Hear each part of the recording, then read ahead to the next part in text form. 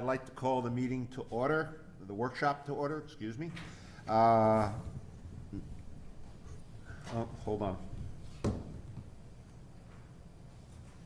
Hello. Yeah. Is Joe around? Is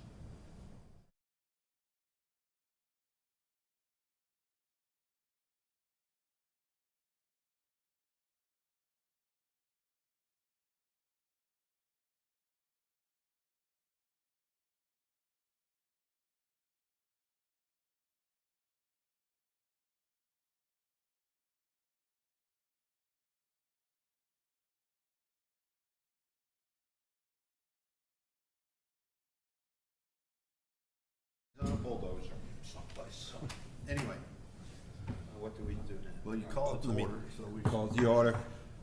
Wanda, would you please do your thing? In accordance with the South Carolina Code of Laws 1976, Section 30-4-80D is amended.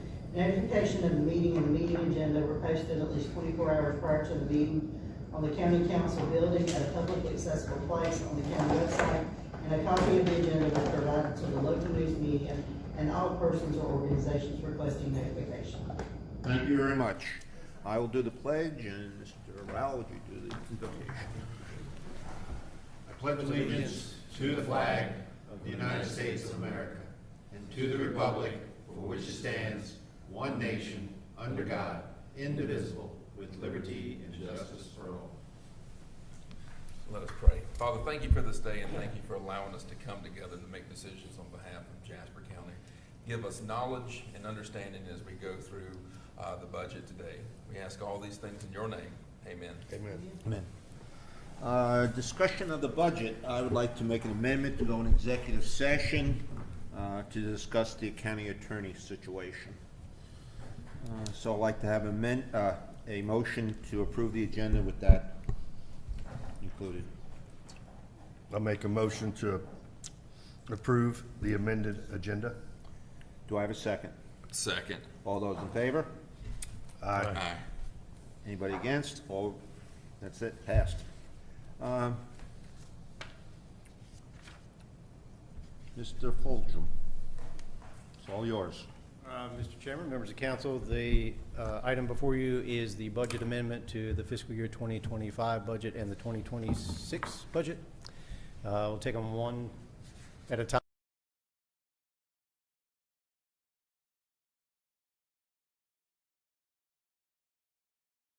I think that's the best way to look through it. You have your ordinance as well in the packet for the consideration of public hearing and second reading this coming Monday, the 6th.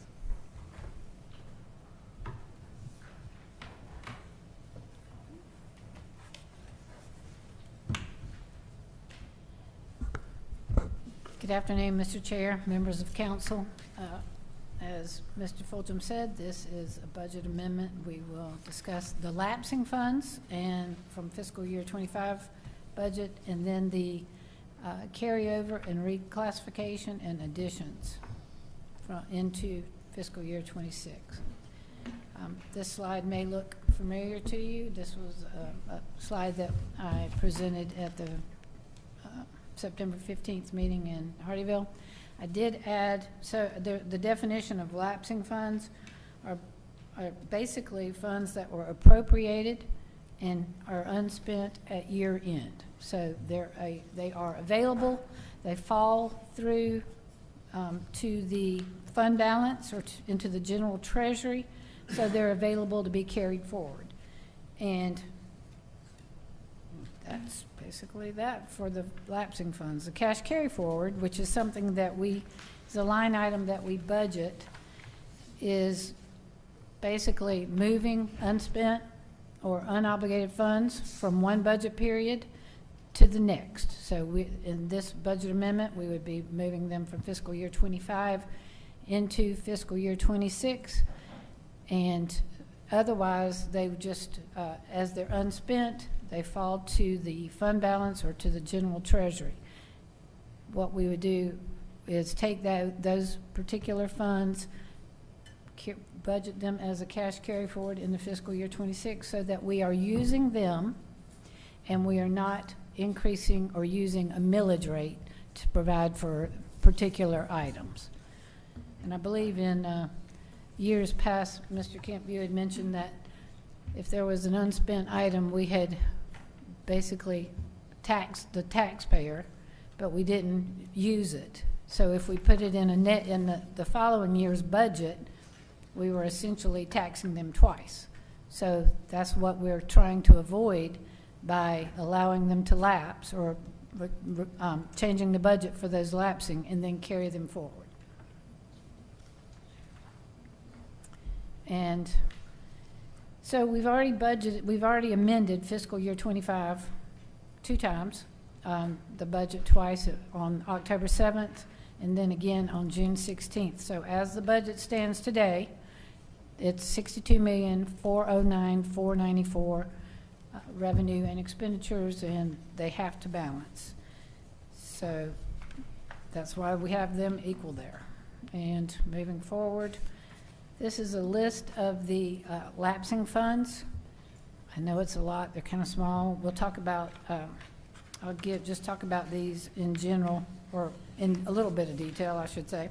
So the first 2 that are highlighted blue, those are for the Jasper County Detention Center, and that is for equipment that was approved by the council 2 years ago. And we have not, as of June 30, we had not yet received that equipment. And we had to, it was an emergency procurement because we had had an inspection, and this particular equipment, which was intercom equipment, was one of the things that they cited in that inspection. As a matter of fact, we have received that equipment, or the majority of it, but it was late September. So we're going, and it's too late for the fiscal year 25 budget because we budget items on, we include them in the budget year as we receive them. So since we received those items in fiscal year 26 budget, they need to be included in the fiscal year 26 budget as well. Then the planning expenses, we have a contract for the comprehensive plan and land use map study, and we have not, that contract has not yet been completed, and we have not yet paid it in full. So that is the $81,300 that you see there under planning expenses. So we're moving that, it's lapsing, so we're going to carry it forward. There's some consulting services. That was the contracted architectural services for the Coosawhatchee Fire Station. Only a part of that $818,900 will be carried forward. Some of that is just unspent funds. The majority of that, a little over, closer to $700,000, as you'll see going forward, is for this particular these architectural services. There was some office equipment that was unspent. I had initially thought we would carry that forward to purchase additional voting equipment, but I did not, going back through my records, I did not see a request from the election commissioner director to actually carry those forwards, carry those funds forward, and part of our ordinance is that it has to be requested. Then park development, they had unspent funds of $390,700. That's the proposed amendment column. They had planned projects for a variety of reasons. Those projects were not completed, some were not started, some had to do with procurement issues, some had to do with it was more, or the cost was more than anticipated. So that included both for 77, which is the Sergeant Jasper Park, and 78, there was some funds budgeted for Levy Limehouse Community Center that were unspent, and that will be carried, or the request is to carry that forward. There was approximately $33,100 of equipment that was for a total vehicle, which was delayed until the vehicle arrived. The vehicle arrived late in fiscal year 25.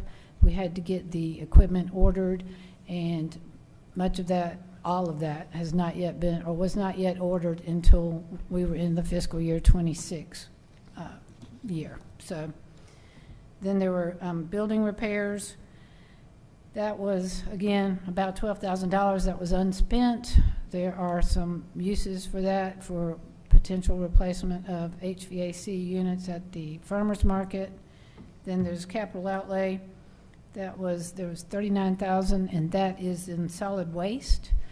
That equipment was actually purchased or ordered in fiscal year 25, but it will not be delivered until November. So it seems as if it's unspent in fiscal year 25, but it will actually be carried over into fiscal year 26 when the equipment arrives. And then there are some building repairs that were just some basically $127,000 of funds for building repairs that were not spent due to reorganization of the department, some procurement issues, and so we're also requesting that that be carried forward. And that total, So, Ms. Burgess, so yes. so it looks like it's only the 4,000 that was unrequested. The rest of it is going to be. It's actually the 16,000. So is that, so if you see in the middle of that says Oh, yeah, proposed 16,000, amendment, yeah. it's, the 4,000 is what the budget will be if once we do make these adjustments or Okay. amendments to the budget. So that was the only one that, yes, that was, that did not have an official request. Okay. I know, as when I was going through this initially, that usually we end up having to buy more equipment for the election, for the voter registration. But because I did not have an official request, I thought, although I had included as lapsing, I did not bring it forward as a carryover. All right, thank you. So as I mentioned, I don't think I mentioned it, but the total lapsing funds are $1,833,400. And I'm not really sure, this looks, as you can see, looks much better. When it shows up, for some reason, on this computer, it's all askew. But anyway, the fiscal year 25 budget, as I mentioned, as of today, is $62,409,494. We're reducing that cash carry forward line item to $1,833,400, sorry, so that the amended revenue and the amended expenditures will be the $60,576,094. And the reason why we're reducing the cash carry forward is because we don't need that, or didn't need that. Actually, we budgeted with the amendments of close to $9 million, and we haven't really used any of that, or very little of that. So, but we are specifically identifying these items as lapsing funds.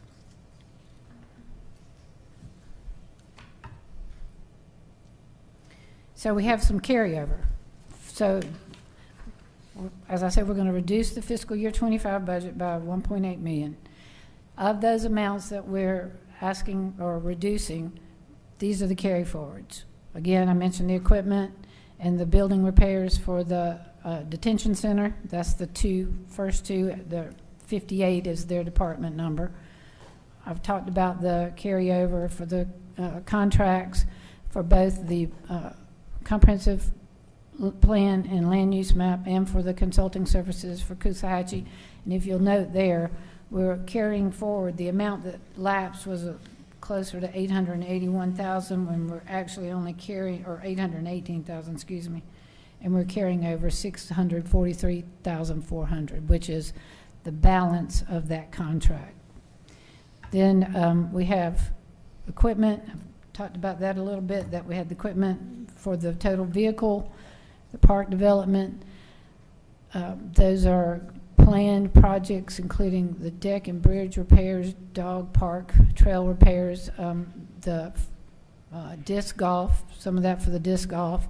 And then there's some projects, again, some signage in the Levy Limehouse Community Center. And then as I mentioned also, that 11,900 that we'd like to carry over is for repairs to the HVAC, and there are some other repairs as necessary that the fire marshal has pointed out in some of his more recent inspections. Then the capital outlay is again the $39,000, and as I mentioned before, that had already been purchased and ordered. It's just not going to be delivered until November, so it will fall into this fiscal year's budget. And then the $127,000, we do have some included in this budget, or fiscal year 26 budget. We have some paving projects, several, a lot, and most of those quotes were obtained in fiscal year 24 and early fiscal year 25. Asphalt seems to go up in price rather than down, at least from our most recent experience. So this particular, although there's not a specific project for that, there is some anticipation that when we begin these paving projects, that there will be some cost increases as a result of the increase in asphalt. So the total carryover is $1,641,900. Now, we do have some other corrections and or basically housekeeping. So these line items are employee costs, which were the allocation of new personnel, the allocation of the cost of living increase, which was 3%, and included in that would be the payroll taxes and benefits, and also a small amount of about $2,800 was included in the new personnel line item for computers. So if you, as you see in that middle column, it basically zeros. It's just a massive, I can show you the spreadsheet. It's a massive amount of reclassification between new personnel line item, which is 2007, and salary and wages, which is account number 2000. It's just making sure that as we go forward into fiscal year 26, that we have the right amounts for cost of living increase and for new personnel in the appropriate salary and wages or overtime line item, so that it doesn't appear when you're looking at comparing the budget to the actual, you actually have it all on one line item rather than trying to have to add the salary and wage, the cost of living increase, and any new personnel costs into that calculation. So that, like I said, that's some cleanup, housekeeping. And then there were 3 items that we've noted: vehicle insurance and translator services for the sheriff. Those were unbudgeted, which was obviously a budget mistake. And then there was a small amount for contractual services for the tax collector, as she has some new software, and there is a monthly fee for that. So, and that wasn't budgeted because at the time the software wasn't in place. And those amounts total $143,800. And this gives a more detailed, I don't think I need to go over it. I've kind of been over it twice now, but these pages give you, like the detention center, it was the intercom center, and then the toilet sink combo units where we had to come back and order more. I've talked about the building and planning, the architectural, the roads and bridges, and the solid waste equipment previously. And I'm sorry these don't turn out. They look lovely on my printout. But so the point of this slide was to show that of that $1,060,400 that we're carrying forward, if we had to charge a millage rate for that, it would be approximately 3.34 mills for those items. And they were we intentionally left them out of the fiscal year 26 budget because, as I mentioned before, we didn't want to, double tax the taxpayer. They were already included in the fiscal year 25 budget. We knew they were unspent. We knew it would fall to the fund balance. So when we brought it over, the intent was to bring it over into fiscal year 26 and use those same funds that fell to the fund balance to fund these, so that we didn't have to have a millage rate applied to them. And if you'll notice the title of this slide says that these are contracted or committed, and that means that we've already purchased it. We've already signed the contracts. They just have not yet been completed, for whether they haven't been delivered, whether the report hasn't yet been delivered, the equipment hasn't been delivered, but they were committed and contracted for in fiscal year 25. They just need to be carried over into fiscal year 26. And then these items they were not committed. They haven't yet been, there was no purchase order for the decks or the bridge or the trails, disc golf park, the $390,000. There was nothing ordered. We did come to the council for the Levy Limehouse Community Center repairs and remodels, but that was not approved. So there's nothing that, for these items, that has been quote unquote committed or contracted. There was also added up the farmers market and the parking lots to the 138.9. Again, those items are not committed. It would just simply be some items that we know we could use, particularly repairs to the disc golf park. We have a quote that's over $500,000 for what we'd like to do there. Obviously, if we did that, that would take all of those Sergeant Jasper Park funds that we already have allocated for park development, and there wouldn't be anything left to do anything else. So you can't see it on the bottom of this slide, but this, using the carry forward again and the unspeak, if we just bring this over as a carryover, it's 1.83 mils. It's the equivalent of 1.83 mils, which we do not have to charge or tax the taxpayer, because we're using it as carryover from those lapsing funds.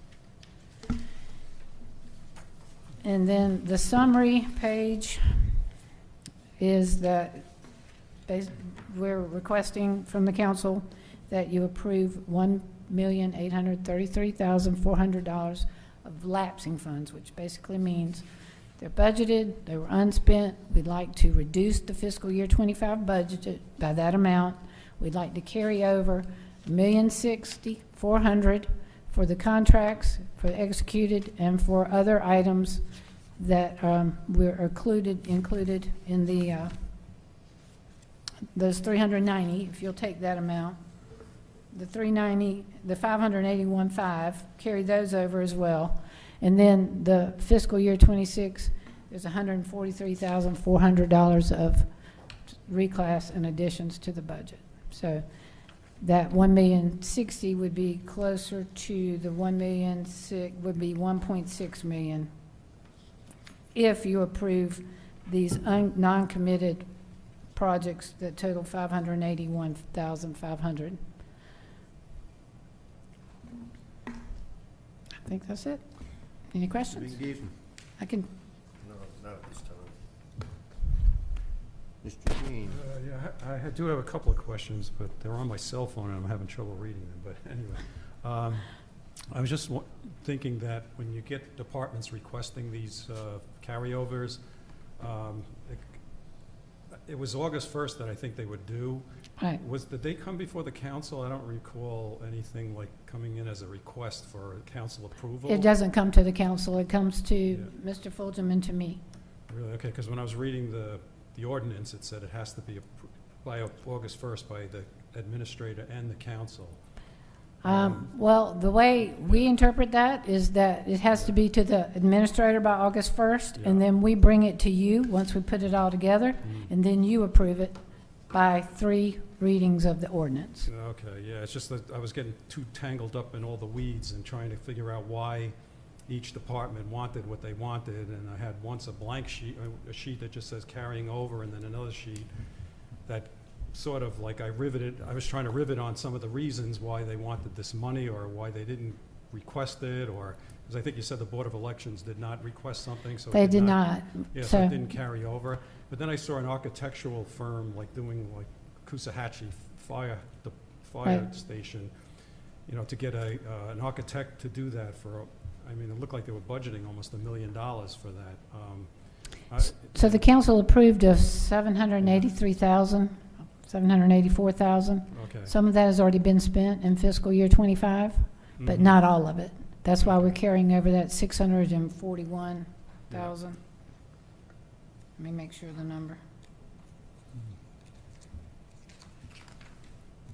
You finished?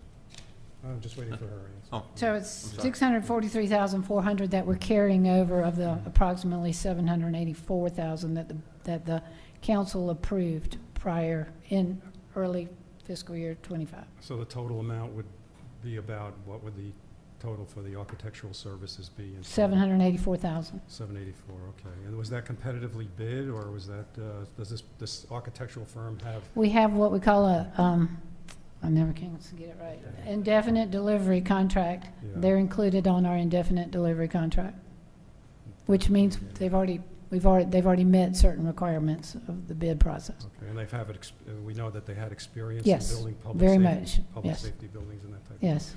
All right, I have other questions, but I can't get to them at this point. I'm gonna have to. Well, we'll have another opportunity. Yeah, okay, all right, sounds good. I'm good. And you can always email. Yeah. You got it. It's your next. All right, a couple quick questions. I kind of piggyback off of what Gene was saying.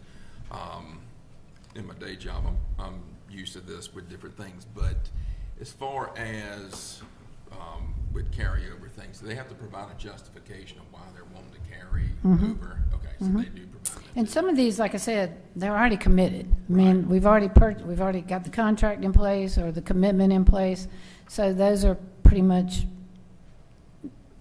no-brainer. I don't want to say no-brainer, but we really have to carry those over. So in order to complete whatever the project or the job is. But any other things such as the park development, some of the equipment, yes, they provide a reason. Okay. Other than that, that's all I have at the moment, Chairman. Okay. That's up to me. Encumbrances. Yes. Why don't we use encumbrances?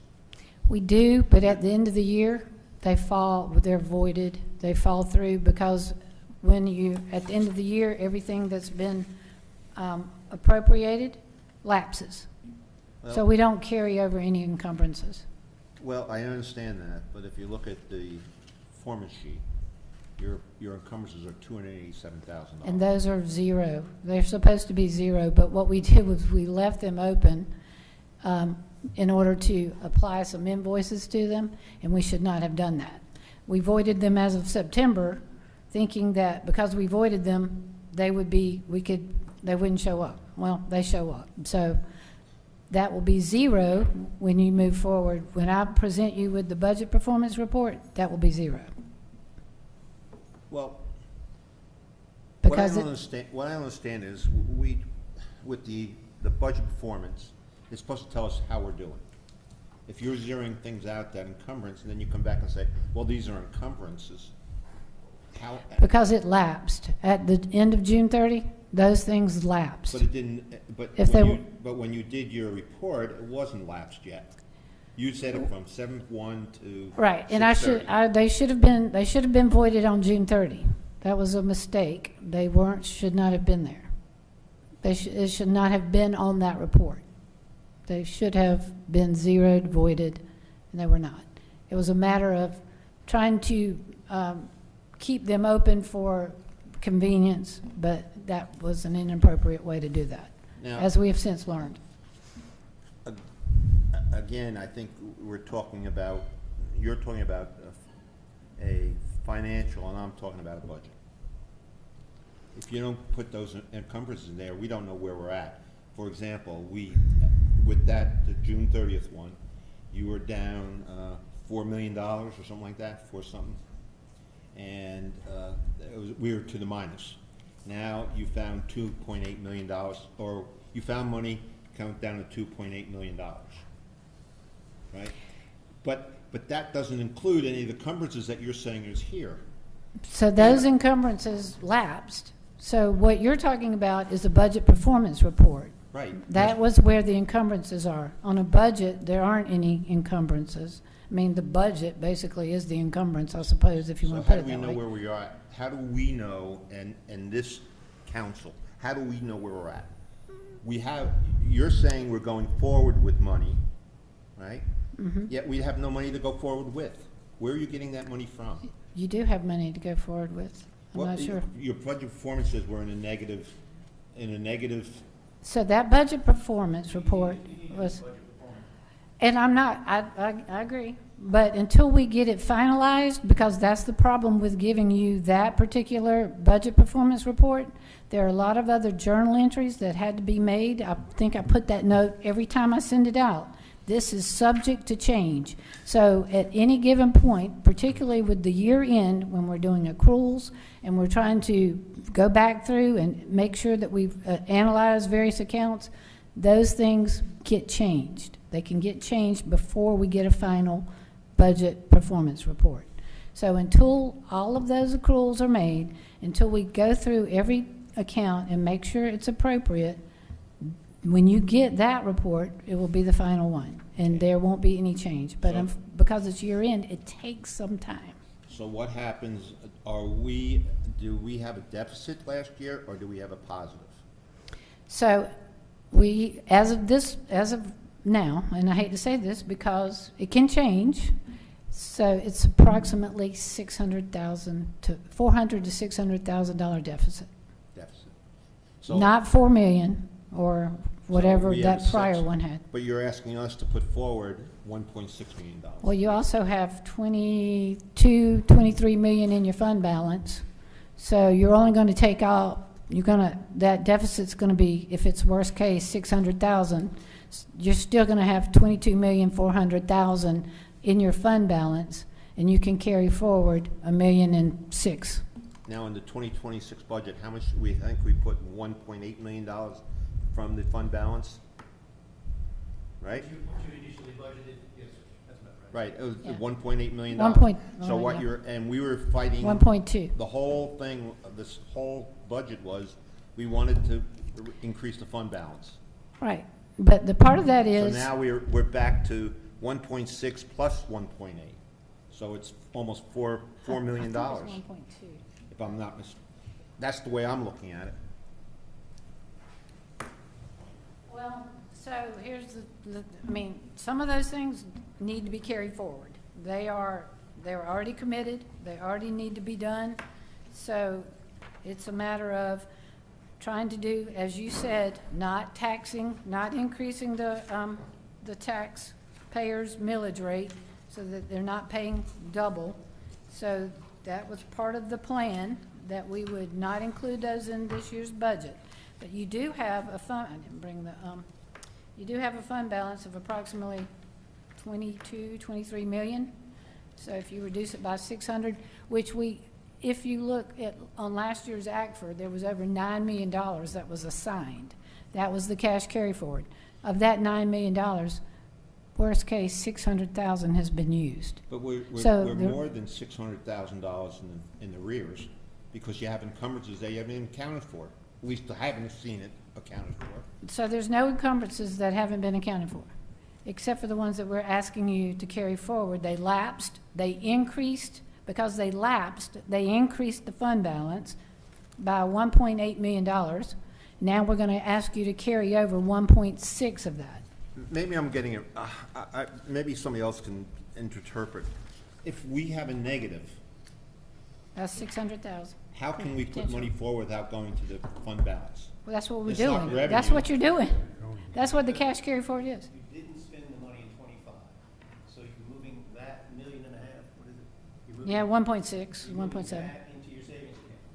And then you're taking it Oh. from the savings account and budgeting it in your 2026. But without the encumbrances there, on the performance report, we go to, Forget about the encumbrances. Encumbrances on your list, that's it.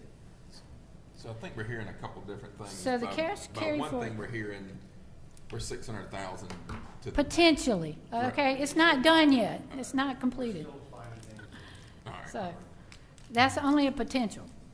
So But we budgeted 1.2 million, 1,217,965. That's the cash carry forward that we budgeted.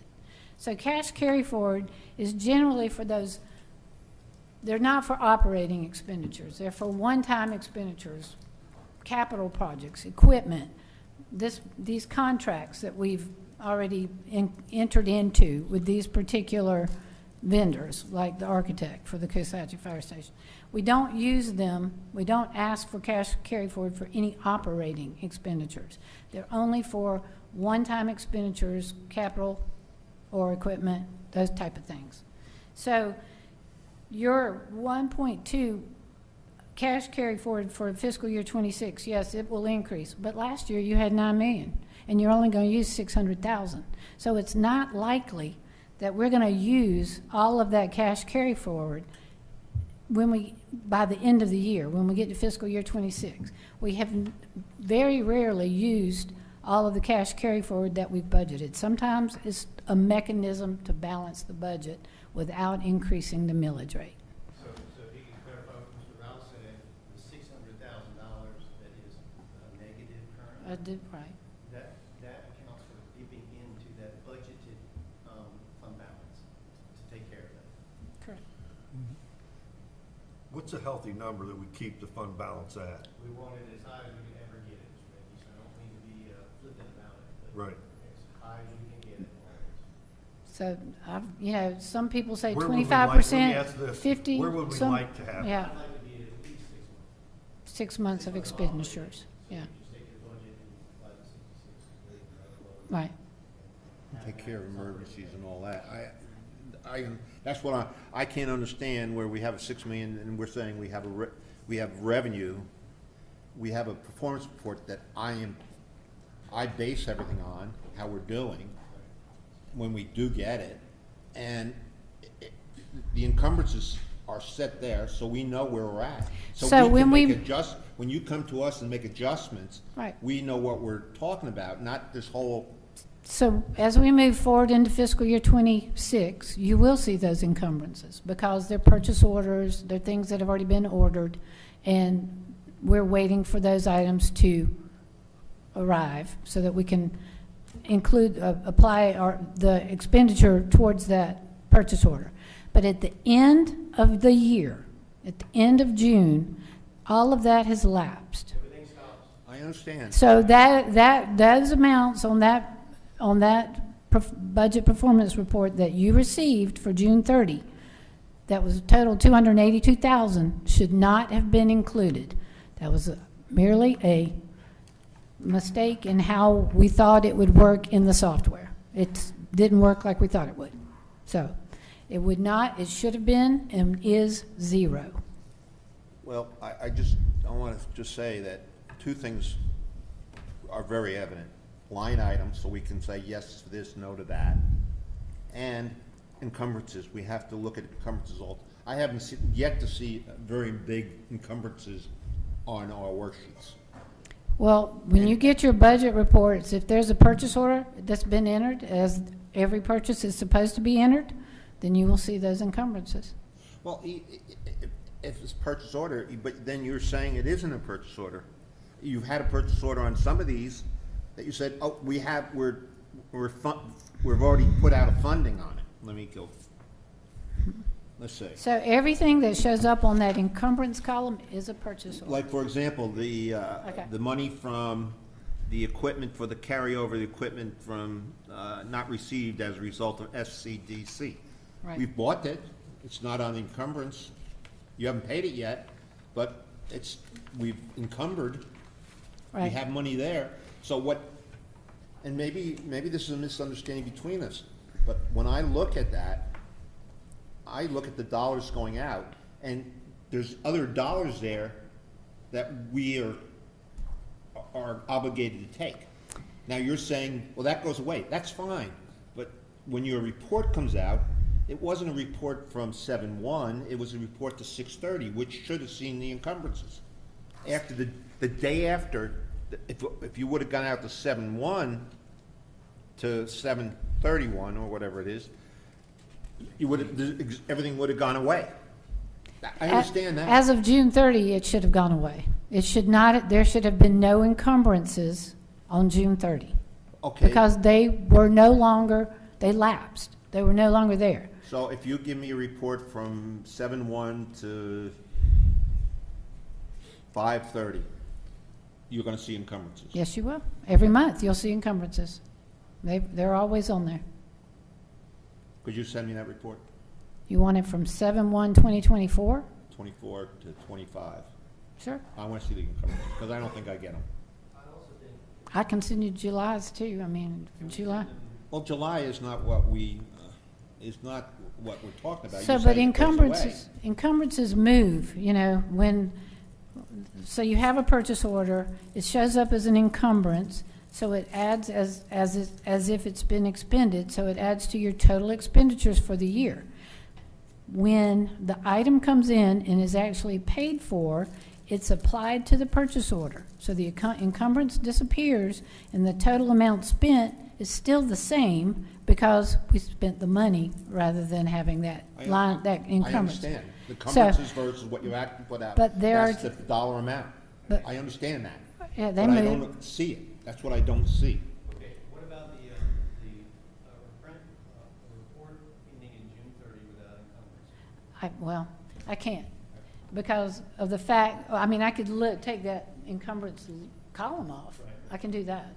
I can do that. And you can show them where you're standing currently. Right. And you claim to Mr. Rao a deficit of $600,000, which means you'll have to dip into the fund balance to cover that. Right. So shouldn't that be a transfer in, not a revenue? Which is budgeted. A No. transfer in? Oh, is It's a that? cash carry No, forward. It's okay, treated, you- it's we'll go treated back as to a that. transfer, but we call it cash carry forward. You said that's the money that we're going forward with is part of the money that we've already allocated. So it's not 1.6 plus 1.8, it's 1.6. So we're actually reducing the money carried forward. I'm not following. You just said that the money that was transferred was already been transferred. I'm talking about 2025. 2025. She says that there's a deficit. I don't want everybody to think that it's, that budget, that deficit isn't budgeted for and taken care of with the fund balance. She's just saying you're gonna have to dip into the fund balance potentially to pay that gap, okay? Good news is you don't have to dip into it too hard. Right. It was budgeted at how, Over 9 million. $9 million, right? So I wanna get that across. That'll all pan out when we get our audit. So worst case scenario, 600,000. Yeah, you had to eat $600,000 of your savings. Right. But we budgeted potentially to eat up to $9 million. Okay? Right. So that's what we're trying to relate to. So that's 2025. Now, 2026, it also within 2025, she said you'd have some things that are encumbered and some things that department heads have requested to roll over that are discretionary, whether or not you want to do that. Right? That needs to be added to 2026, and an equal amount of that will be taken out of that fund balance for transfer. The fund balance that we already have, or is this additional? It'll be additional to the cash carry forward In your budget. in the budget. So we have a cash carry forward budgeted of 1.2 million. So if you approved everything, it would be an increase of approximately 1.6. So you would have approximately 2.8 as a cash carry forward. For 2026, which can't be done. I am just, the carryover funds is $1.6 million, Correct. right? In We have, in and then addition, you're saying you're moving money from 2025, you're moving expense, not money. Exactly. Right. Moving expense, and you know the fund balance is there to trail if you need it. Does that make sense? Yeah, but it's,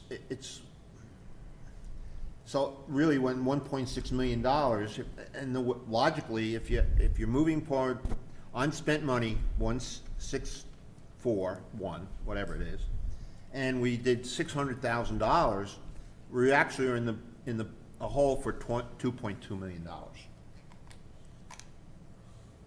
That's the way it's looking. Because so, we budgeted for it, but we didn't spend it. That's right. So, right? Both the items and the fund balance. It's So we not- it's not budgeted the- It's not the money, it's not the, to me, it's not, I understand why you're carrying forward, because you have encumbrances. We don't see it, but we'll take you for that word. What I don't see is, where's the revenue coming from? If we have a deficit and we're going to the fund balance, we already have a fund balance request of $1.2 million for 2026. Right. You're asking us for another 1.6, 1.7. 1.6, 1 point. Do that to balance the budget, but you can't, but our hope is that we'll never have to dip into that fund. Well, we don't want to hope anymore. We want to just, at least I don't want to hope. I don't know about anybody else here. I'd like to go the opposite way and actually put money back into the fund balance and keep building it back up. But with that being said, why do we budget with those contentions in there? Why don't we budget to the penny? Yeah, and then if we go beyond that, we look to, then we could go in there with cause or reason. We actually did that, we were very proud of ourselves several years ago, we got it down to 0, we had no fund balance moving forward. And we were actually, I scolded a little bit from the bond council, not bond council, but the analysts with the rating agencies, and they said, well, why didn't you budget anything going forward? And we said, because we were trying to get disciplined and get back to 0. They said, are you anticipating not receiving as much money this year? And we got nervous. So that's the reason we did that. It's just different interpretation from different people. The point is, try not to spend it. Correct. And to reduce as much as you can going forward. And think about it, you were at 9 million last year, and you started out at 1 point something this year. It's important, but it also, if you're not touching it, you're making it up elsewhere. And with our encumbrances, those are guaranteed, like the purchase order programs. We know that those are earmarked throughout the year. When do we actually close our, I know the books are closed on June 30th, but when do we stop accepting late invoices and different things? August 15th, August end of August. I think this year we went until August 20th or so. So, and the only way those are late invoices, or the only reason we will accept them for fiscal year 25, is if the service or the equipment or the merchandise was actually received as of June 30. Okay, So we don't allow any, pre-billing. yeah, basically.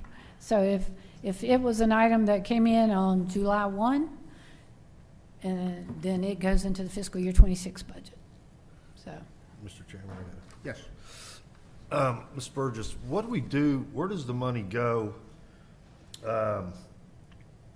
that we make off of interest on the accounts at the treasurer? What do we do with it's that? included in revenue, interest revenue. Okay, It generally stays in the bank accounts, I'm not It's sure. 170, I think, if you look at the account. So- It's 170, right? It shows up In that as- 170, yes, because there are other accounts that earn interest too. Process you asked us to take another look at that, we did. and We increased it, yeah. okay, It's just listed as a general revenue. all right. So, Mr. If I may go back to Mr. Rowell about getting down to 0, I mean, that's a great goal, to budget going forward, to try to get no cash carry forward to balance your budget. And, we were close this year, Right, and so we're happy to make that goal going forward. but at the same, well, we're having Well, the my- my- the my assessment, reassessment. Oh, that's right. So, we're gonna have reassessment, which could, My whole thing is not that this is happening, it's just that we don't know. And during the year, we should be making adjustments. So, first of all, if we have something in there that we look like we're going to in a deficit, we can look at the projects and say, which one can we move so we can do the money? We can reduce it and reduce the amount of money that we're going to. We don't do And that that's- until the that's end of the something- year, and then all of a sudden, we're in this position. and Well, I understand. That's what we If you do. look at the opposite, if you were budgeting 0 cash carry, you would have been in 2026 short 1 point some million. So you'd have had to raise mills by how many? 5, 6, Yeah, you'd be short 3.8. Yeah. You see, and so you would be Plus- raising mills, and then you would be overperforming, you'd be reducing mills. So you'd be jerking the millage rate up and down. So Well- that's why we do it to sort of stabilize. In an accounting function, yes, we have to raise it 3.3, right? Right. But in reality, we reduce the cost to make the revenue. That's right, and you're using your savings that people have already paid, to pay for things, instead of taxing them again. I know it's kind of difficult to explain, but that's the cycle of how we do it. And it helps to stabilize the millage rate so that it's not up and down, up and down. That makes sense. It does, and I'm a penny pincher. I'm gonna buy just one of my toxic traits, but one of the It's not a bad thing to have. so, but one of the things that I would like to see as we move forward is again budget reduction of millage if we can to kind of commensurate with where we're going. We may have to adjust things. There may be things that we can look at, push off. There may be things that we don't. But I think that as things are coming online countywide, we definitely need to take a holistic approach to that because we can start saving some folks monies along the way as well instead of relying on fund balances and other things to make up deficits. Yes, sir. I understand that, and again, this is gonna be a wild ride for you guys this year because it's a reassessment. So, you can't make money off the reassessments. You have to roll back your millage, but then you have a certain amount of powder dry from previous years of that millage. So theoretically, like the last one, we rolled back and then we rolled up, which still had a net decrease for everyone, but it was able to readjust your budget, So are they forecasting anything with the reassessments as far as what we're, We don't Don't have anything. information yet, but as soon as we do, we'll get in the room and go through that. And I apologize that it's so difficult, but it's just one of those years. And you remember that Clemson said 2025 is going to be your worst year. So and we'll see how this budget turns out. I mean, the audit turns out. so with that being said, how is the reassessments gonna impact us during this budget year? The current budget. FY year 26. should be fine. Mhm. It's the 1.4. 20, okay. Yes, sir. And then also, you have to also do the fire millage, be compliant with the Constitution. So there's gonna be a lot of changes here, but our goal is to work through it with you so that we can explain it to you and so you can explain it to your constituents. So, again, on those notes, if you wanna go back to the lapsing funds versus the carryover and try to get a consensus from council on which items you want to do and which items you don't want to do and what the implications of not carrying all of them over are, that kind of thing. I think everybody was nodding their heads when you said things that are already contracted, things that are already purchased and haven't been delivered, those kind of things. It's pretty basic. I think you need to approve those in the budget. Can you go back to the ones that potentially could be discretionary? What page is that? So it is on page.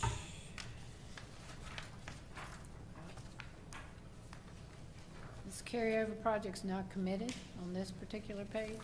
Carryover projects not committed. We could just take a minute to look at those and so that you understand what those are maybe in a little more detail. We want you to have that discretionary power to approve or disapprove those going forward, but we also want you to fully understand the implications of not approving some of those. Which one is that? Carryover items, So, first one is carryover committed, and then the second one is not committed. and has the Sergeant Jasper Park on the top of it. I'm not gonna go to that because that particular slide was terrible anyway. But if you should have this printout in front of you that has the amount of each of those. Is this slide right Y'all here? want me to go to it? Would you prefer that I go to? I think. I'm getting to it. You got it? Needs it? Carryover contract committed. Carryover projects not committed, yes, sir. Starts with the Sergeant Jasper Park, 390, 700.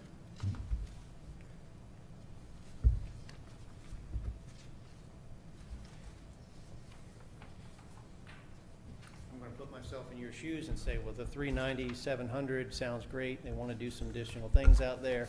They already have some money in this fiscal year 2026 budget. You may want to you may want to do that and carry that forward, or you may want to wait, get some more detail, decide whether you want to do more projects there and not carry that over. So Well, I do have the quote for that if y'all want to see it. to me, I would take the 390 out. Okay? I would take Farmers Market. I didn't know they had an air conditioner there. Didn't they just do a bunch of, Yeah. We just did it. He's showing two. yeah, they've got them in the bathrooms and I think in the kitchen area, but didn't they just do a whole big scope of work at the farmer's We market? did do a whole scope of work, but let me, And they did not replace any of the air conditioners. and Jim, the question was, what is conditioned there? I guess it's the concession kitchen area? There's the bathroom side, and concession kitchen area, and both of those units are not doing well. In fact, we installed attic fans to keep air coming out, so it would not constantly run all the time this summer. And I thought- think you know about the Levy Limehouse Community Center, some of the repairs and outfits that they were proposing for that. Well, I think that could be done in this what they got this time. Because inherently, Parks and Rec always has a lot of money, or 400,000, it always gets carried over. That's why I'm saying it to you, because we've had this conversation many times. And if in fact, you do find one of these very important, you can always amend your budget again, right? You don't necessarily have to do it up front here. So these are the items I'd like you to focus on, because we need to know sort of a yes or no, because that will impact how we go forward with the budget. So if we take that 581,000 out, we're only Don't gonna, move those- we're only gonna have $1,000,000. $20,000? You'll Is that what have it- 1.1, 1.2 million. 1.2 instead of 1.6. With the 58, with that out? If you take the 581,500 out, yes, you'll have the 1,060,400 and the 143,400. Those are the two items that were not budgeted in the sheriff's office, the vehicle insurance, and then the 3,400 for the, Total. so it's 1,203,800. So tell them again, the total amount, if they did it all, would be 1 point. Let me add the 581,500. Does anybody have any discussion on that? Chris? No, I was just going to my calculator to. So if you did it all, it's 1,785,300. If you do we need to do the reclasses, which are zeros. The additions, those were some oversights, so that totals the 143,400, and then the 1,060,400 are the items that are carried over, encumbered already, need to be added back into the budget. So that would be over $500,000 that you would be not moving forward. And that is certainly something that you could tell us to do. And that Really. $500,000 is encompassing of the Those parks, Limehouse Community Center, and repairs and replacement HVAC. That is correct. And the potential increase in the paving parking lots, that's 100. Those two are added. Oh, okay. That 138.9 includes that. 127,000 for the potential for capital, and then nearly $12,000 for the farmer's market or any kind of HVAC. So I'm going to issues. call Mr. Waneke back up here, if you wouldn't mind, and explain that I don't think Ms. Burgess said that in the beginning. She said paving. The paving is, we're proposing to talk to you about this at the end of the month when we go through the capital stuff, is to pave the parking lots here, which we know is needed. There was an amount that was budgeted in fiscal 2025 of how much? Do you remember? 800? It's actually in fiscal year 26. It was $1 Oh, million. 26. It was $1 million. We did $1 million. And Rush came back and said, when they did it, they came back and said 900,000 or whatever it was. Well, what? They did underneath what we authorized. Okay, there was a different amount, though, that was actually in the 2026 budget. And this is proposing to add some to that. And so I I want you to be, understand what the numbers are, and then I want you to understand what the implications of that decision. And the parking, you're talking about the parking lots here, Yes, sir, we've had, and you know. these are the pervious areas to where you've got kind of the pervious hard surface to where, is that the one we're talking about? Yes, sir, you have trip hazards out here, as we've all experienced. These are rattling out, this concrete. Talk about the asphalt out here. Yes, sir. Yeah. And so Mr. Iwaniki has put together cost estimates and so forth to get these paid for as part of your capital projects. And that was included in your budget for '26, but we do not believe that's enough. That's why. Well, I'll tell you, the $390,000 was, there's an easy fix to that. It's ATAX money, For what is it? Potentially could be, yes, sir.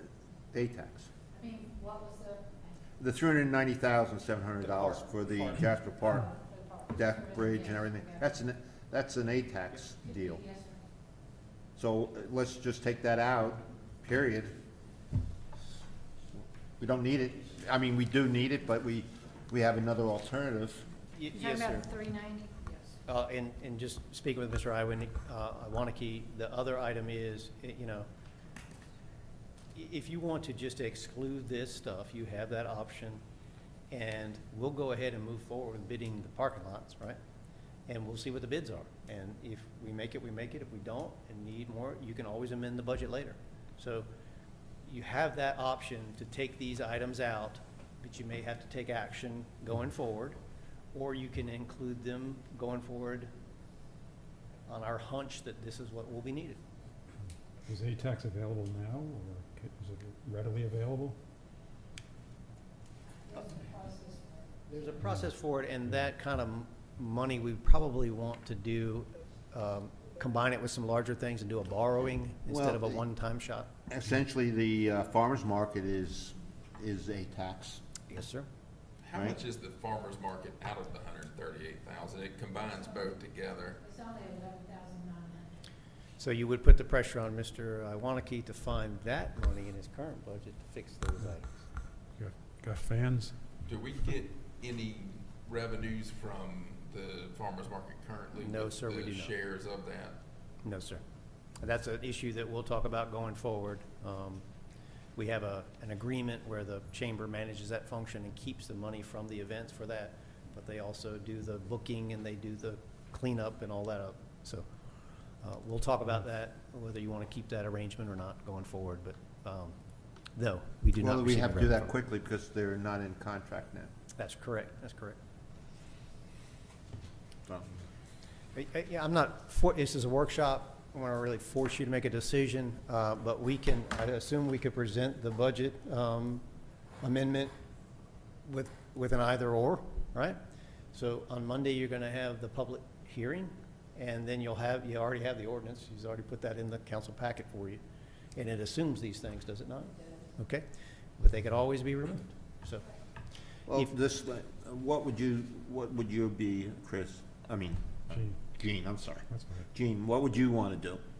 We'll get a consensus here. Yeah, I mean, just pulling things out of the mix, I mean, I think if they're important enough to go forward with, I mean, that was the point I was trying to make before. If I would have had these in advance, I didn't want to, I could really give it more consideration than sitting up here kind of trying to figure out what to do, not to do.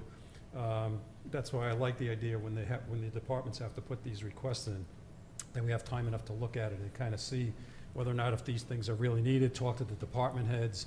You know, I'd like to see that maybe coming down the pike, but just to pull these things out arbitrarily, I mean, I really don't know. I'm not, you know, I'm only here a couple of months. I don't know this farmer's market, you know, how that really operates. I'm not that sure about it, but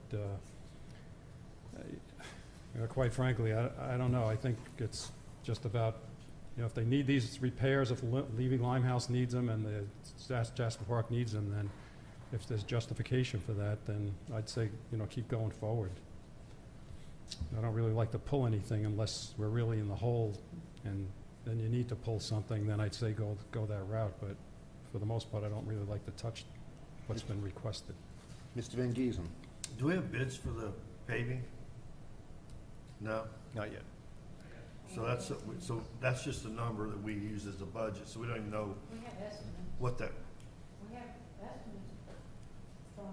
Is that just for our parking lot here? There's several, yes. Several in this, right, the complex? In the campus. Okay, campus. Here and then out at other facilities, not just here. Oh, he's got Okay. the recycling centers, There's recycling centers, Corners building, parking lot, the IT parking lot. Have we assessed what's the worst ones are? Which ones get the most use? Which ones are the most hazardous? I think the list came from trip and fall hazard potential. Okay, And all these that are on there, in my opinion, are in rough shape. Do they have to be done tomorrow? No. but at but 61, they- everything's a trip and fall for Yeah. me, so. So again, there is discretion there, but again, there is some capital need to improve the parking lots in the county. Right, And again, that's an expense. What I thought was budgeted and the proposals we had, I did not feel comfortable moving forward with those. right, And to me, it's get all the asphalt that we're going to do out for bid under one contract rather than 5 or 6 different contracts. yeah, be more And, cost effective. and try to come up with the best cost per ton for the entire county. And again, I did not do that last year, fiscal year. Yeah. And it needs to get done, and that's why I asked Kim to add a little bit more to this line item, because I think we're going to be over the original estimates, even. Yeah, I don't know if as you're it gonna is. do what I think you're talking about for 127 is gonna be tough. Yeah, and I think we got a specialized type of asphalt or surface in this parking lot here that was, I think, on the original stormwater designs of this building. There are correct? pervious asphalts, and then there are regular asphalts, and the pervious are a little bit more expensive. And then with pervious, if you don't maintain them and sweep them regularly, they're not pervious very long. Correct. So, we're gonna do this in totality, bid everything out, but as we're moving forward, wouldn't we structure these into some of our CIP type projects and create a CIP plan to where we can actually, we can use. We're smiling because we've been working on that for a long time, and we're ready to go through that with you at the end of this month. That's the meeting I wanted to schedule with you all, so that once we do that, I think you'll have much more clarity in future budgets as we bring things forward. You'll understand the projects and know when we're planning on, we think we need to pull the trigger on them, and you'll see that we have a plan for fixing these buildings and these things. We need you to understand it and communicate it and have input in it, Right. and then we can move forward, and it'll be a much easier process. And with the bigger projects, with having a designated CIP lines for these, you can move as you're carrying them forward if you've got unfinished projects that That's have correct. length of time. So to me, that makes better budgetary sense, putting those in there like that. And then Limehouse, didn't that come before us and we wanted more bids or something? Is that what? It came to you as sort of a design-build package that MBCon had put together with Yeah. another group, and we were trying to move forward quickly, and I think your thought was, wait, slow down, let's dissect this thing. You maybe were not terribly pleased with the value of it, so we Yeah. respected that, and we pulled it back. Okay. I think the last 2 budgets, we've put in money for paving a lot. And Jim, one quick question for you, and I can't remember off the top of my head. If we start instituting some larger CIP projects, did you budget for like a project manager or something like that? We have a project manager that was part of this year's budget for a new position, Okay. and that is in there. Just to give you a heads up, I took a look at a 5-year, what needs to be fixed in the buildings and the parking lots, and that number is about $2 million plus a year, just in what I would call capital preventive maintenance work that needs to be spent. And you've got over $100 million worth of building assets out there in the county. And again, that's the issue, is I think in the past you have sacrificed your building condition to provide services to the public here in Jasper County. And it's at a point now where we need to address the building conditions and conditions around the building. And coming up with a capital improvement plan to do that is what we're prepared to share. But we're not just gonna hit you with a bunch of projects, we're gonna hit you with the funding for it as well, all right? So we've been working on that, and that was part of the strategizing of the general obligation bond that you just did, right? And the paying off of the revenue bond that you just did. And you'll have some money left over there, that will be your larger money. But our hope is that we'll get into a cycle of issuing those bonds so that you'll have the operating of $2.5 million each year. Is that Be able to the put- 6.2 million that we did? Yes, sir. Bob? Yeah. Yes, sir. So it's a lot, I know, but it's not just the projects. We think we have the funding put together for that, for routine, taking care of this, so it's not a lottery anymore with every budget cycle about what gets done. It's not helter-skelter, it's much more organized. And, go on. The one thing I was gonna say, kind of going back to the carryover projects, could you give us some options? I do know that, the HVAC may be vastly more, quicker, faster needed than we're gonna have to bid out the parking things. You can pretty much guesstimate those, and I think the disc golf, I'd say potentially take it out, have some different options of what, whenever we come in here Monday night, to what we can look at. That way we can have some options, if that makes sense. Mary, can I? Yeah. I think on the 390, we take it out and we look at future, and when it comes to us, we can look at ATAX. We don't use ATAX on almost anything for this, and that's a perfect ATAX. It's probably one of the biggest events we have here is 100, 200 people, 100 people come in to see that, and brings people in from all over. Yes, sir. And our experience with ATAX is the first time we've used that for county was to build the infamous Butterfly Kingdom Road, okay? And we used the ATAX to pay down debt service on that, right? The second phase of that is that ATAX is currently paying for your match to the grants at the airport, okay? So we can do it. I would just, again, tell you, on a project this size, I would encourage you to lump together several projects, finance it, and have the ATAX go to paying the debt service versus taking your too much out of your ATAX each year. You could just budget for a payment out of your ATAX. I have up here, you mentioned that this is a quote that is for the disc golf. Some Jasper physical course improvements, and that totals $536,773. But what I'm hearing is from Mr. Kemp is that it's not a worthwhile project. There just may be other ways to do it, and until we get that together, he may not be in favor of What I'm fronting the saying, money. that's what I'm saying. I'm saying, why don't we just do it there, and then we deal with it as it comes about, and we see different funding.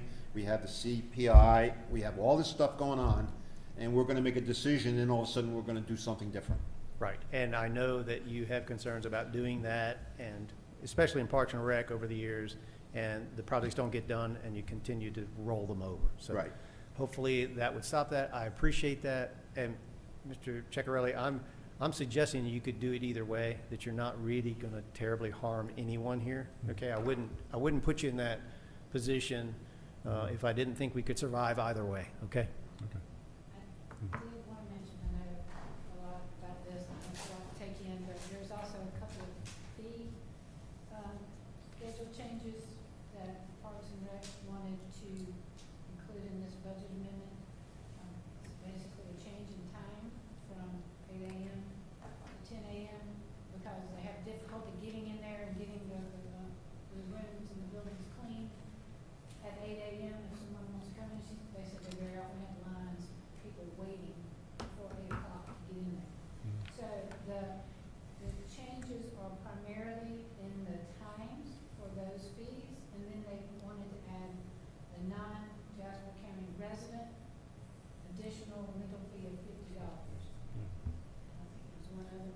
Mr. Kemp, we just discussed this yesterday. We'd also suggest that we remove all lease, mentions of lease fees at the airport.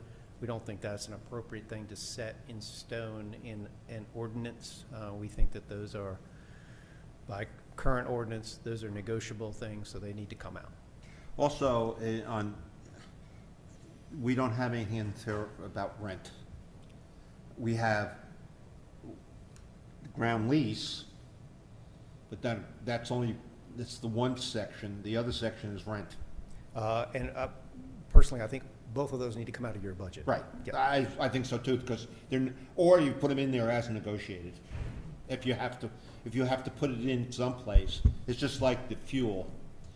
You don't put $1 in there, you just put commodity pricing, Correct. right? Which leaves you open to anything you want to do, really. Yeah. I think we have, looks like we have pending council approval. Yeah, I don't think that's appropriate. I think That's the it's wrong heading. it's not that. Just take it out altogether. You could either take it out altogether, as Mr. Kemp said, you could put in there that that's a commodity pricing. Oh, I'm not saying about that. I'm just talking as an example. You don't put $1 amount, you put as negotiated. So they know there's a fee, but All right, so we can do that, and we can put hangar ground lease rate, and we can put hangar rental rate, and put them both as, what were the terms? that as you- negotiated. As negotiated. Because when the ground lease, if you put a figure in, somebody may give you a better deal because he's going to do something different than somebody else that does bare basics.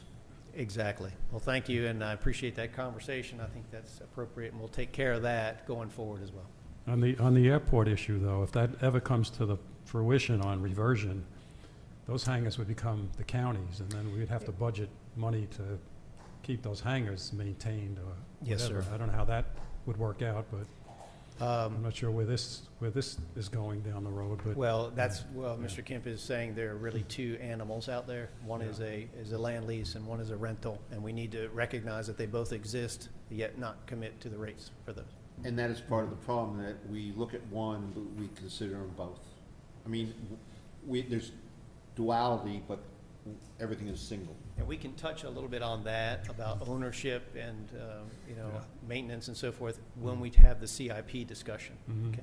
Yeah, that's just a question, Mr. Chairman, I just want to Yes. ask a question on the Coosahatchee, that architectural service that we hired to do that job, shouldn't that come under the capital plan instead of under a budget item? It's under the consulting, right now, we probably will move it to the capital, but we didn't have anything yet. Mhm. And so that's where it was originally approved under that line item.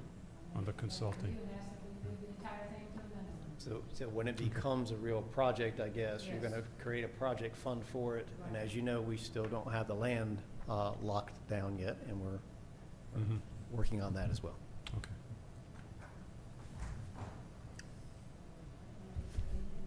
Are there any other questions? Does the JARM money that we're going to pay to JARM for this, where's that coming out of? Mr. Ceccarelli is on today.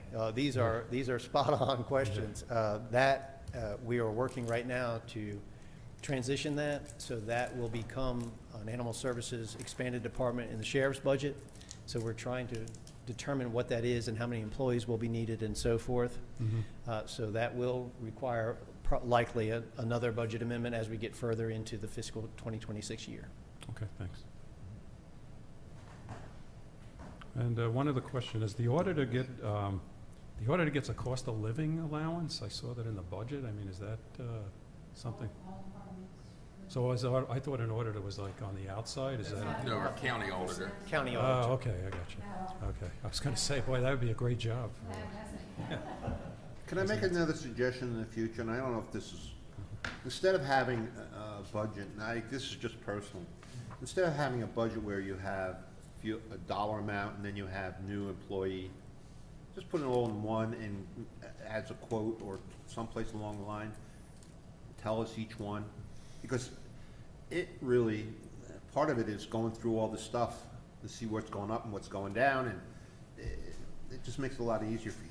I think it's for you and for me also. So So when we do the new personnel, we do list as part of the comments in the budget, what those positions are, what we anticipate the salary being, is that?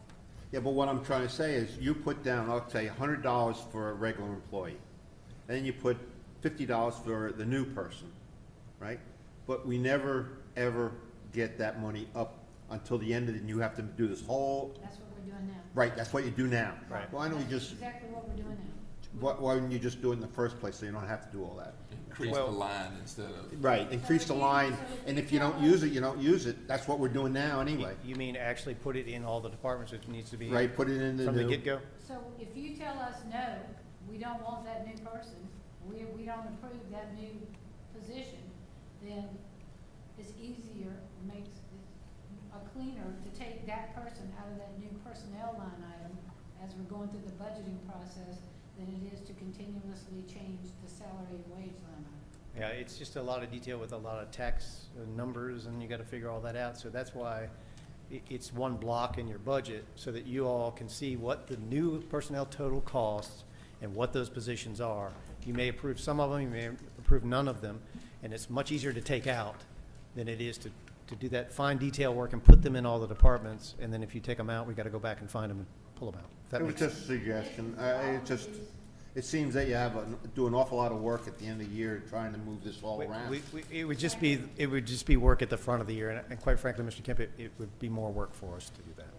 And then this is, see how these are all the columns where that's the new personnel, it's being negative in the middle, like column M, and then it's being added to the part-time or That kind of detail may drive you crazy. I think you just want to know how many positions and what the dollar amount is, and that's what. for budgetary that's what purposes. that zero reclass is, that I talked about the reclassifications, that's taking that new personnel that you approved and moving it into the salary and wage line item or the benefit line item to where it needs to go.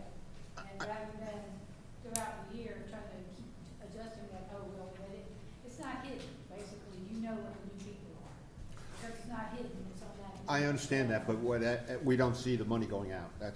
We don't see that new money. You don't use that new person and deduct from there. You put it on the top line. Right, and we just moved that to the. So what we have to do, at least I have to do, is when I see the budget, I take the new plus the old, and that's where I come out. It's all And gonna be in the new now. Right. And it's all gonna be in the salary and wages, you won't see new. I see what you're saying, though. If a new position is approved and it goes into the detail, it's also confusing for you, because if it's a vacancy, and it's not a real good look at the percentage spent, because you may have vacancies in it. right, and you have to include the overtime that the person, for example, with the sheriff's department, you have overtime there, and you've got to look at a total. And you got to look at EMS with their mandatory overtime. Right, and all this stuff that goes on, and I'm trying to get more into the details so we can see. So It may be easy for you, but you have to look at our side to say, we're not we're Well, neophytes in doing this This is as budget. soon as we can do it. And I'm not, it's fine, I'm not trying, Isn't it? all I'm saying is, can we do something like We're that? doing it now. So basically, overtime gets charged to the overtime line item. Part-time salaries get charged to the part-time, salary and wages get charged to the salary and wages line item. So there's no adding those, there's not I adding a understand. single to get to a. It's the way I look at it. It's not it's something that I do versus maybe somebody else does. I look at the overtime, and then I look at, okay, if we forecast $500,000 and we don't have enough people, and so we're instead of having the person, we have overtime to cover that position. Right. So if we stay with the overtime, we stay within the $500,000, we're okay. So, yeah, well, there's no, We may need Yeah. some more discussion to try to find out what works best. And then on top of that is, even if we take the new person, it's just, that's what I look at. So maybe I'm trying to say, this is what I do. If you can do something that helps me that way, and it's easy for you, so today, that new personnel line item will be zero, or after you approve Right. the ordinance. I understand. Will be zero. It will be included in whatever appropriate line it needs to be. So there will, whether it's salary, part-time, payroll, benefits, taxes, whatever. So you will see that as we're moving along, and once that new position is filled, if it were a perfect world and all the positions were filled, and then we got the new person on July 1, it should be the same. You know, the salary and wages should be the same as the actual, the budgeted and actual should be the same. Perhaps we could, I don't know how to explain it. It's too much to worry I don't about. know how to It wasn't a explain big we thing. can make it a little easier in that you So you got me approved, confused. you approved a What number I'm of trying new to say positions is, this year. What I'm trying to say is, when we do a budget, we have a dollar amount for the people we have, right? And they budget, I guess they budget 100%, right? No. 90% or whatever it Some, is. Depends. Depends on how. Depends. Depends. Then they put in new people, right? Then they put in overtime. So you've got to really add those all up to see, because we've allocated the money to do that. Right. So what I'm doing every year, every month, is adding those three up, 3 up, and seeing how we're doing. So we do have a. Because the money we allocate, it doesn't matter where we spend it, it could be in overtime, it could not be in overtime. Right. That's all. Just the way I look at things. Ms. Yeah, Burgess yeah. is going to look at perhaps The wages. amending the report that may be helpful to you. Just my thoughts initially are you approved a certain amount of new positions and a dollar amount. I think we need to periodically report to you those positions have been filled, maybe who we hired in those new positions, so that you know it's not just rolling into the salary line item and perpetuating paying for something that's not there each year. Right. So this particular report shows salary and wages, it has salary and wages, cost of living, and overtime, and that gives you a total. So if we could do this report as we did the budget performance report, then you would have these items totaled and you wouldn't have to manage. I think we spent too much time. I'm just, We'll try that, another report, because that may be helpful. It is a tremendous, as you know, that's what government is. Most of your costs are personnel costs, right? That's typical in every government. So, Mr. Kemp, we'll work with you on trying to cater a report that maybe can help you not have to do so much individual work. Are benefits included in those numbers too? The ones that you just pointed to, and they're all, Class, yes. yeah, they're all included? Yes. Okay. Yeah. is there any more questions? Nope. Thank you very much. Appreciate it. Appreciate it, Mr. Fulton. You're welcome. We appreciate the candor and the question. And now I'd like to go into executive session.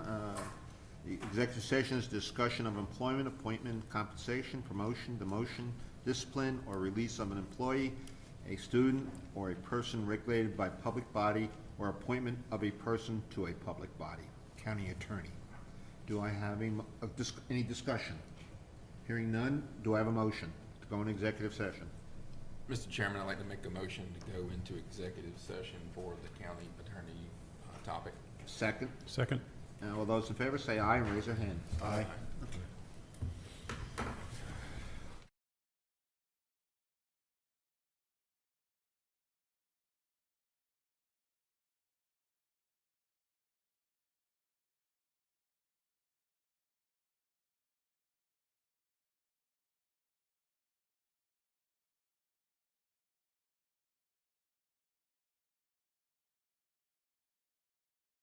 We're ready. Ready?